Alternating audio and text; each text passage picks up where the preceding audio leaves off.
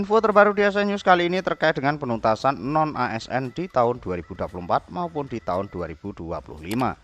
Program ini berkelanjutan atau berkesinambungan dengan program pemerintah Kabinet Merah Putih, yaitu Astacita keempat.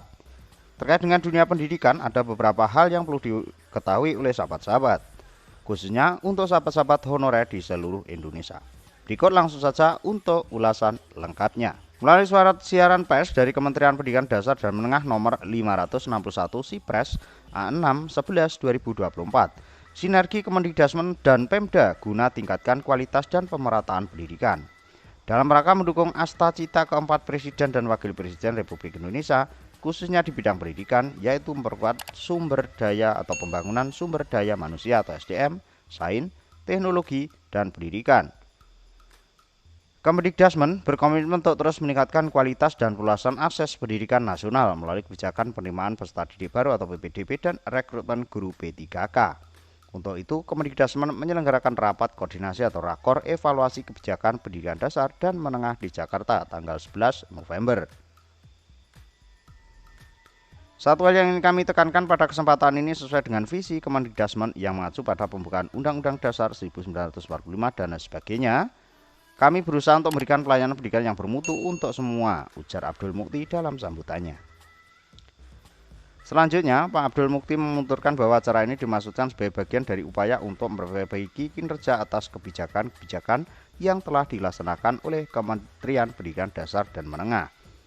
Terkait dengan kebijakan PPDB merupakan pintu masuk peserta didik sebelum mengenyam pendidikan pada satuan pendidikan. Saat ini PPDB masih memerlukan penyempurnaan untuk memastikan akses yang setara dan berkeadilan, menjaga kualitas pembelajaran, meningkatkan kualitas satuan pendidikan negeri dan swasta, serta memiliki tata kelola yang berintegritas. Zonasi menjadi kebijakan strategis untuk memastikan bahwa setiap anak Indonesia mendapatkan layanan pendidikan bermutu yang tidak jauh dari tempat tinggal. Selain itu, dengan zonasi satu kelas terdiri atas murid-murid dari berbagai kelas sosial juga dimaksudkan agar terjadi proses integrasi sosial di antara para murid di lingkungan atau wilayah tertentu, jelas Abdul Mukti. Persoalan yang berkaitan dengan PPDB, zonasi, dan P3K merupakan wilayah strategis untuk memastikan bahwa setiap anak Indonesia mendapatkan layanan pendidikan yang bermutu, kata Abdul Mukti. Terkait dengan P3K, rekrutmen guru P3K dibutuhkan untuk memastikan layanan pendidikan terus berjalan dan memenuhi standar mutu di seluruh Indonesia, serta meningkatkan kesejahteraan guru.